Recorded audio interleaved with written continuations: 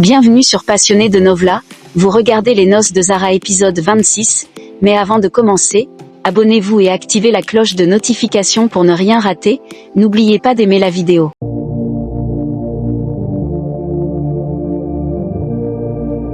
Zara rend visite à son père, Irfan, et l'accueille avec tendresse. Elle lui annonce qu'elle souhaite passer plus de temps avec lui, surtout en l'absence temporaire de sa mère, partie à Tchoumer avec Choubratan. Irfan la rassure en lui expliquant que sa mère reviendra dès le lendemain et qu'il a d'ailleurs reçu une invitation pour la fête organisée par ses beaux-parents. Zara insiste sur l'importance d'une invitation en personne plutôt qu'un simple message et lui demande s'il viendra. Irfan lui assure qu'il sera présent et exprime son amour inconditionnel pour elle, bien qu'il ne puisse vivre chez ses beaux-parents à cause des règles de la société. Touchée, Zara prie pour que ses parents restent toujours auprès d'elle, et Irfan lui souhaite bonheur et protection. Pendant ce temps, Kabir discute affaires avec Miraj. Ils évoquent la répartition des parts d'un projet dans lequel Ruxar est impliqué. Miraj propose de lui léguer 50% de sa part, estimant qu'elle est la plus apte à gérer cette affaire en raison de son emploi du temps chargé. Kabir, sceptique, interroge Miraj sur sa confiance en Ruxar. Ce dernier admet ne pas la connaître en profondeur, mais mise sur l'avis de Kabir.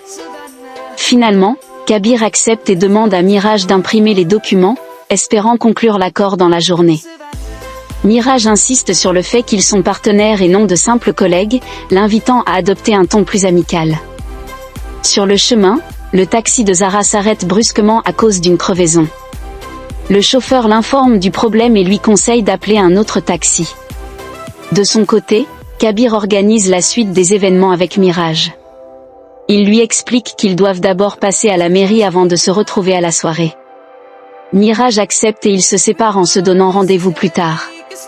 Alors que Zara attend un taxi, contrariée par son retard, une voiture s'arrête devant elle. Miraj en descend, surpris de la voir seule, lui propose de la déposer. D'abord réticente, elle finit par accepter, mais choisit de s'asseoir à l'arrière, ce qui ne plaît pas à Miraj. Sur la route, il lui demande pourquoi elle semble ne pas l'apprécier. Zara lui répond calmement qu'elle ne le connaît pas assez pour le juger.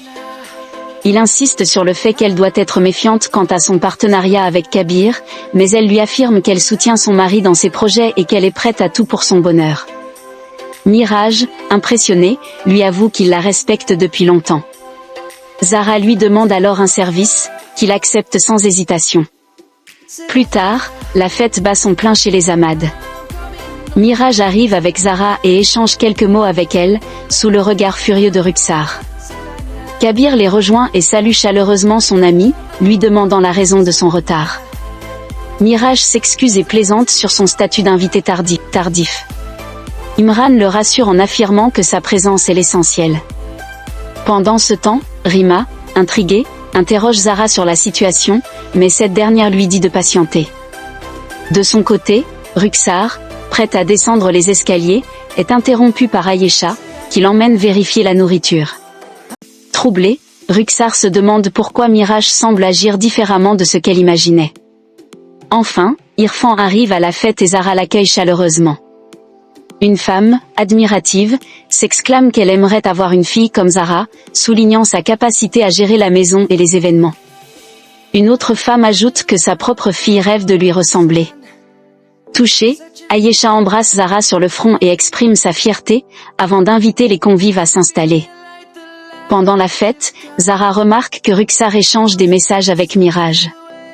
Intriguée, elle s'approche et lui lance une phrase énigmatique, « Elle sera dure ».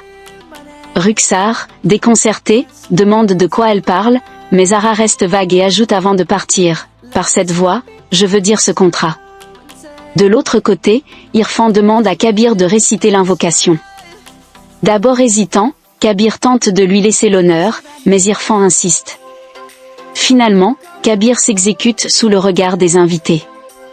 Du côté des femmes, Ayesha demande à Zara de réciter la prière. Avant qu'elle ne commence, Ruxar intervient et suggère que Zinat, en tant qu'aînée des belles filles, devrait s'en charger. Ayesha répond avec fermeté, rappelant que Zinat, bien que plus âgée, a manqué de responsabilité et que ceux qui s'éloignent de la sagesse doivent en assumer les conséquences. Ainsi, Hommes et femmes se réunissent chacun de leur côté pour accomplir la prière, dans une atmosphère solennelle et chargée de tensions sous-jacentes. Lors de la fête, Kabir prend la parole devant les invités et annonce avec fierté son futur projet en partenariat avec Miraj Ali. Il exprime l'importance de ce rêve pour lui et souhaite signer le contrat en présence de tous.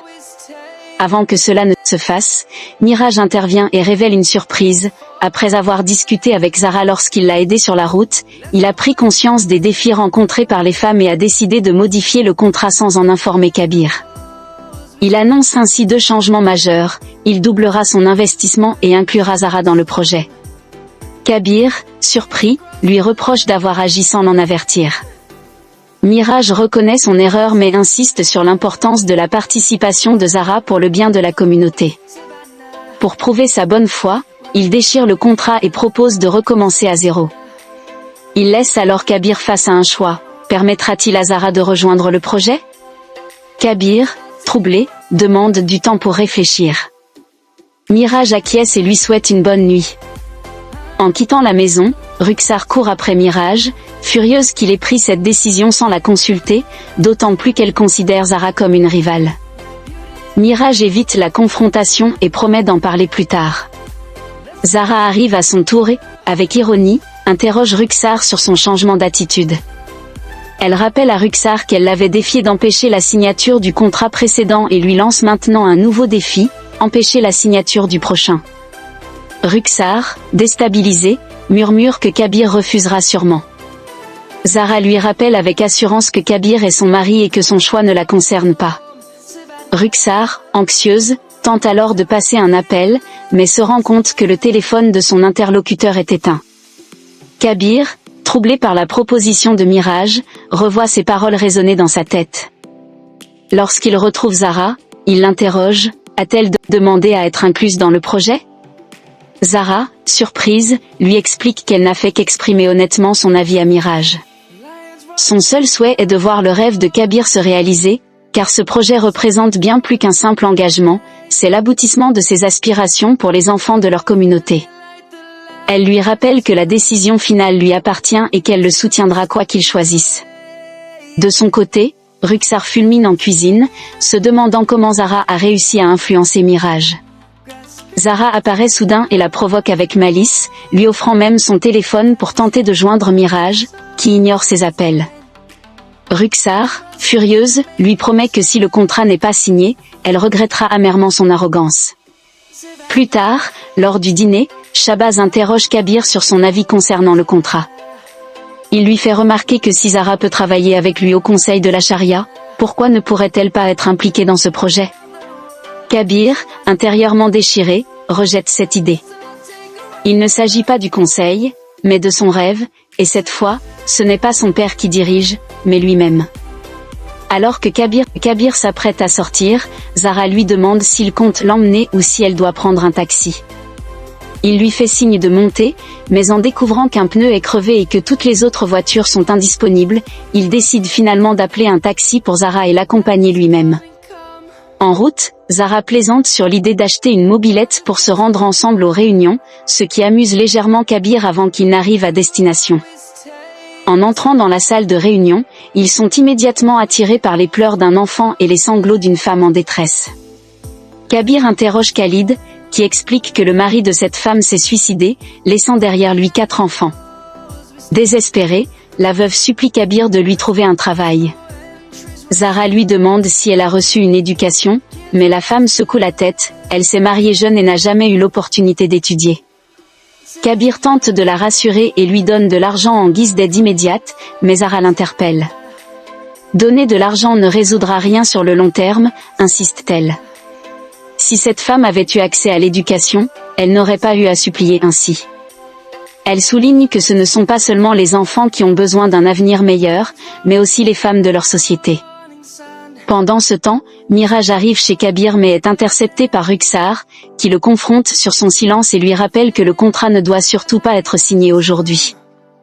Miraj ne lui prête pas attention et entre sans répondre à ses provocations. À ce moment-là, Kabir sort et l'invite à entrer, prêt à discuter. Kabir annonce à ses parents sa décision, pour le bien de la société, des enfants et de leur foi, il accepte que Zara fasse partie du projet. Il demande alors à Mirage de lui remettre le contrat. Après l'avoir lu avec Zara, ils le signent ensemble. Puis, à la surprise de tous, Kabir tend le document à Ruxar et l'invite à signer également. Troublée, celle-ci reste figée, tandis que Mirage l'encourage à ne pas hésiter. Mais, au lieu de signer, Ruxar quitte la pièce en silence. Kabir la rejoint dans sa chambre et découvre la véritable raison de son refus, ce n'est pas à cause de son fiancé Hamdan, mais bien de Zara. En larmes, elle avoue son amour pour Kabir et son incapacité à l'accepter aux côtés d'une autre femme. Elle évoque leurs souvenirs d'enfance, le mariage qu'elle croyait inévitable et sa souffrance de devoir le partager. Kabir, agacé, lui rappelle fermement que son mariage avec Zara est une réalité qu'elle doit accepter. Zara, ayant tout entendu, intervient et confronte Ruxar avec fermeté, lui rappelant que son union avec Kabir est légitime et voulue par le Très-Haut. Kabir réaffirme alors ses principes, la vie est une responsabilité et une opportunité de servir les plus démunis. Il laisse à Ruxar le temps de réfléchir, précisant qu'il l'attendra à l'extérieur si elle décide de signer. Une fois seule avec Zara, Ruxar la menace, affirmant qu'elle fera tout pour la faire tomber et l'évincer du projet. Zara, impassible, l'avertit qu'elle n'a plus personne pour la soutenir, pas même Mirage. De retour dans le salon, Ruxar finit par signer le contrat sous le regard de Kabir avant de le remettre à Mirage, qui la félicite. Shahbaz exprime sa satisfaction, et Ayesha prie pour la réussite du projet. Kabir et Mirage officialisent leur partenariat par une étreinte. Mirage en profite pour offrir un cadeau à Kabir, qu'il accepte cette fois. Ruxar, avec un sourire provocateur, rappelle à Zara qu'elles sont désormais partenaires, contre son gré, la serre dans ses bras, scellant ainsi une rivalité bien loin d'être terminée. C'est la fin de l'épisode. Merci d'avoir regardé, n'oubliez pas de vous abonner.